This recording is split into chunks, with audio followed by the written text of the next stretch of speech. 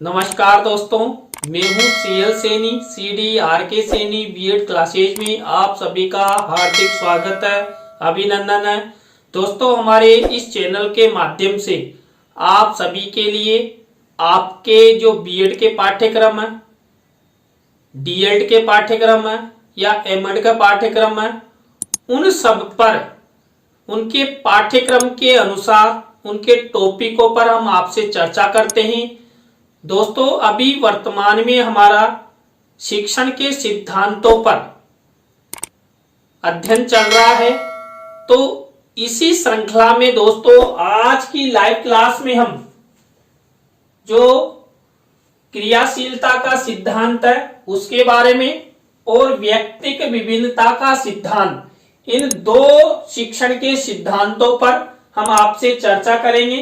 तो दोस्तों, आप सब बने रहें हमारे साथ, हमारे इस चैनल के साथ। और दोस्तों, यदि आप हमारे इस चैनल पर पहली बार आए हैं तो हमारे इस चैनल को जरूर सब्सक्राइब करें और पास ही बने बेल आइकन को जरूर दबावें। दोस्तों, यहां पर हम सबसे पहले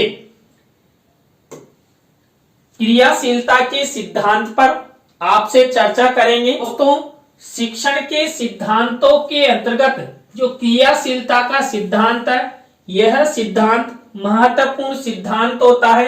देखिए, यहाँ पर दोस्तों नाम से ही पता लग रहा है कि क्रियाशीलता। देखिए, क्रिया का मतलब हम जो भी कार्यक्रम या जो भी अधिगम करते हैं वो क्रिया करके संपादित करते हैं। दोस्तों, शिक्षण भी क्रिया के द्वारा ही संपन्न किया जा सकता है। दोस्तों, जो शिक्षण होता है, इस शिक्षण में सबसे पहले तो शिक्षक क्रियाशील बनता है, और जब शिक्षक कक्ष में बालकों को शिक्षण करवाता है तो बालकों को क्रियाशीलता का अनुभव कराता है।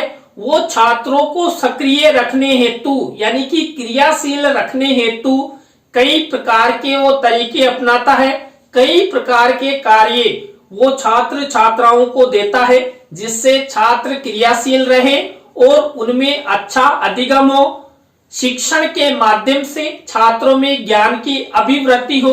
दोस्तों, यहाँ पर जो छोटे बच्चे होते हैं, जब बालक बालिकाओं का प्रवेश कराते हैं और प्रवेश के बाद आप सब जानते हैं जो बालक होते हैं वो क्रियाशील रहते हैं, उनके स्वभाव में ही हमेशा क्रियाशीलता बनी रहती है। उस क्रियाशीलता को आगे बढ़ाने में शिक्षक की महत्वपूर्ण भूमिका होती है। वे प्रतिक्षण किसी न किसी प्रकार की क्रिया करते रहते हैं।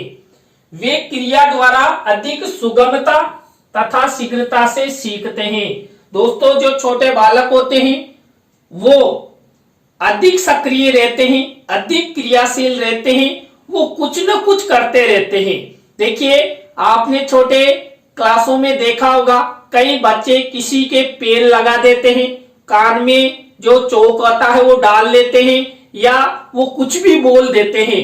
तो कुल मिलाकर जो छोटे बालक बालिका होते हैं वो क्रियाशील रहते हैं, और क्रियाशीलता के द्वारा ही उन्हें जो भी बताया जाता है वो सुगमता के साथ और शीघ्र ग्रहण कर लेते हैं। इसलिए यहाँ पर शिक्षण के दौरान एक शिक्षक को छात्रों को अधिक से अधिक क्रियाशील रखना चाहिए और क्रियाशील रहने के तरीके अपनाने चाहिए। क्रिया द्वारा सीखने के सिद्धांत को केंद्र मानकर किंडरगार्टन पद्धति का प्रतिपादन किया है। दोस्तों, किंडरगार्टन पद्धति के माध्यम से छात्र छात्राओं को अधिक क्रियाशील रखा जा सकता है। देखिए, किसी कक्ष में या किसी भी एक बगीचे में या अच्छे वातावरण वाले स्थान पर छात्रों के लिए, छात्रों के अधिगम के लिए कई प्रकार की जो पाठ्य सामग्री है उनको रखकर बालकों को अधिक से अधिक क्रियाशील रखा जा सकता है।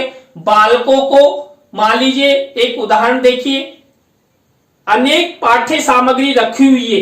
अब उस पाठ्य सामग्री में शिक्षक द्वारा छात्रों को दिशा निर्देश दिया जाता है कि आप गाय का चित्र लाइए, आप भैंस का चित्र लाइए, आप कबूतर का चित्र लाइए।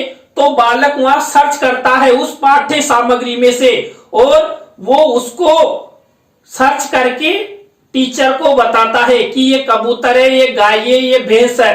तो इससे बालक क्रियाशील भी रहेंगे और बालकों को सुगमता के साथ अधिगम भी हो जाएगा। बालक गाय, भैंस, कबूतर आदि के बारे में भी जान जाएंगे। सीखने के लिए शरीर तथा मस्तिष्क दोनों ही क्रियाशील होना आवश्यक है। दोस्तों, यदि हमें छात्रों को अधिक से अधिक अधिगम करवाना है तो बालकों को क्रियाशील रखना होगा और उस क्रियाशीलता में बालकों का जो शरीर है, बालकों का जो मस्तिष्क है, उन दोनों को क्रियाशीलता में लाना आवश्यक हो जाता है। बालक जितना अपना मस्तिष्क दौड़ाएंगे, जितना अपने शरीर का संचालन करेंगे यानी कि क्रियाएं करेंगे, बालक उतना ही अधिक अधिगम करेंगे। इसी तरह जो क्रियाशीलता का जो सिद्धांत है, ये शिक्षण के समस्त सिद्धांतों में से एक प्रमुख एवं महत्वपूर्ण सिद्धांत माना जाता है। क्यों? क्योंकि यहाँ पर जो अधिगम होता है, जो बालक सीखते हैं, वो बालक क्रिया करके सीखते हैं। और दोस्तों, जब हमने अधिगम के बारे में अध्ययन किया था तो मैंने बताया था कि हम लर्निंग बाय डूइंग, करके सीखते हैं।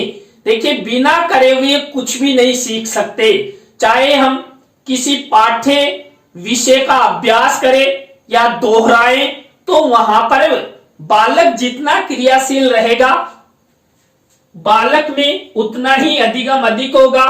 इसी तरह दोस्तों, जो कक्ष में जो शिक्षण के प्रत्येक पाठ होते हैं, इन सब पाठों में बालकों का क्रियाशील होना आवश्यक है। यदि बालक क्रियाशील नहीं होंगे तो जो पाठ का उद्देश्य है, शिक्षण का जो उद्देश्य है, वो सफल नहीं हो सकता। इसलिए बालकों को अधिक से अधिक क्रियाशील रखना चाहिए। इसलिए यहाँ पर दोस्तों, शिक्षण के सिद्धांतों में क्रियाशीलता का सिद्धांत रखा गया है, जिससे बालक क्रियाएं करे और अधिगम करे। क्रियाशीलता के बिना सीखने के कार्य में कठिनाई होती है। दोस्तों, यदि बालक क्रियाशील नहीं है, बालक निष्क्रिय है, तो वो अधिगम नहीं कर सकता।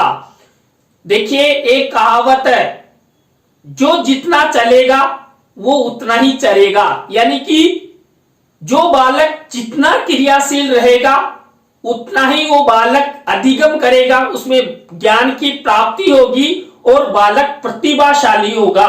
तो बालकों में अच्छे ज्ञान, अच्छे अधिगम हेतु उन्हें क्रियाशील रखना आवश्यक हो जाता है।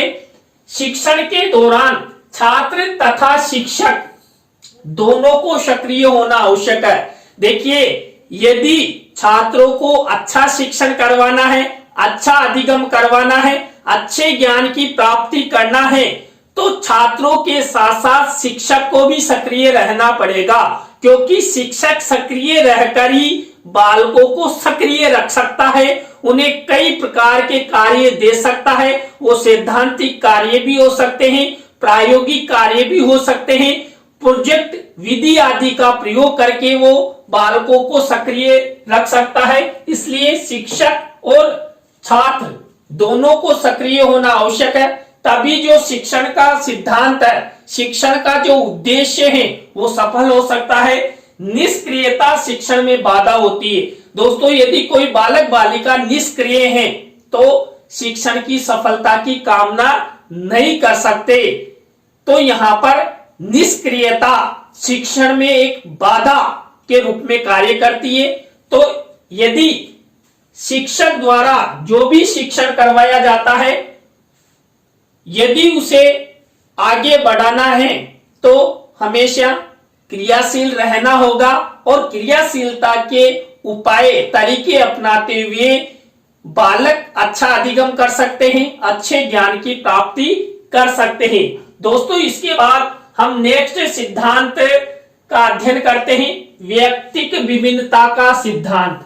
दोस्तों, यहाँ पर ये शिक्षण के सिद्धांतों में भी बहुत अच्छा सिद्धांत है, व्यक्तिक विभिन्नता। दोस्तों, आप सब जानते हैं कि हमारी ये पांचों उंगलियां समान नहीं है। कोई है जिसकी पांचों उंगलियां समान नहीं है ना, देखिए कोई छोटी है कोई बड़ी है। तो इस तरह ही जो बालक बालिका होते हैं, उन बालक बालिकाओं में कई प्रकार की विभिन्नताएं पाई जाती है, भिन्नताएं पाई जाती है। कोई बालक प्रतिभाशाली होता है, कोई बालक जड़ बुद्धि, कई बालक औसत बुद्धि वाले होते हैं। आपने देखा होगा शिक्षण के दौरान कई बालक तो शीघ्रता से ग्रहण कर लेते हैं, कई बालक देरी से ग्रहण करते हैं। तो दोस्तों प्रत्येक बालिका में विभिन्नताएं पाई जाती है। उनकी शक्ल सूरत में ही नहीं, उनके शारीरिक मानसिक बौद्धिक आधार पर कई प्रकार की विभिन्नताएं होती है। तो दोस्तों यहां पर शिक्षक क्या करता है, बालकों की विभिन्नताओं को ध्यान में रखते हुए शिक्षण कार्य संपादित करवाता है। इसलिए यहाँ पर शिक्षण के सिद्धांतों के अंतर्गत व्यक्ति के विभिन्नता का सिद्धांत प्रमुखता से लिया गया है। दो बालक एक जैसे नहीं होते हैं, उनमें विभिन्न प्रकार की भिन्नताएं पाई जाती है। देखिए जुड़वा बच्चों में शक्ल और सूरत में समानता पाई जा सकती है, लेकिन उनकी जो शारीरिक क्षमताएं हैं, बौद्धिक क्षमताएं हैं, ग्रहण करने की शक्ति है, वो अलग अलग होगी। तो यहां पर दो बालक एक जैसे बिल्कुल नहीं हो सकते और उनमें कई प्रकार की विभिन्नताएं होगी। उनमें न केवल शक्ल सूरत में भिन्नता होती है, वरन उनकी रुचि में, उनके स्वभाव में, उनके रुझान में या उनकी बुद्धि में भिन्नता पाई जाती है। ये स्वाभाविक है, ये प्रकृति का नियम है कि एक जैसे कोई भी दूसरे बालक नहीं होते हैं, उनमें अंतर जरूर पाया जाता है। कोई बालक तीव्र गति से सीखता है तो कोई मंद गति से। दोस्तों मैंने अभी बताया आपको कि कक्ष में जब एक शिक्षक के द्वारा शिक्षण अधिगम प्रक्रिया संपादित की जाती है तो कई बालक तो शीघ्रता से ग्रहण कर लेते हैं और कई बालक आलस में सीख लेंगे, यानी कि कक्ष में उनका ध्यान ही नहीं रहता है, शिक्षण के प्रति उनमें रुचि नहीं होती है। उसका कारण है व्यक्ति की विभिन्नता होना। देखिए कई बालकों को आपने देखा होगा, वो शिक्षा के प्रति इतने सजग होते हैं, सक्रिय होते हैं, और कई बालक आलसी होते हैं। तो यहाँ पर व्यक्तिक विभिन्नता का सिद्धांत शिक्षण के सिद्धांतों के अंतर्गत रखा गया है। सभी को समान समझना तथा सभी के लिए एक ही शिक्षण विधि अपनाना एक भूल होता है। दोस्तों ये सभी को समान समझना और सभी के लिए एक ही शिक्षण विधि प्रयोग करना, एक ही तरीका अपनाना, यहाँ पर भूल क्यों रखा गया है? क्यों? क्योंकि सभी बालक एक समान नहीं होते हैं, उनमें कई प्रकार की विभिन्नताएं पाई जाती है। कईयों में रुचि, स्वभाव, रुझान, ग्रहण करने की शक्ति, क्षमताओं आदि के आधार पर विभिन्नताएं होती है। इसलिए बालकों के शिक्षण में व्यक्ति की विभिन्नता के सिद्धांत का प्रयोग किया जाता है। व्यक्ति की विभिन्नता के सिद्धांत के द्वारा ही बालकों को अलग अलग कई प्रकार का ज्ञान प्रदान किया जाता है।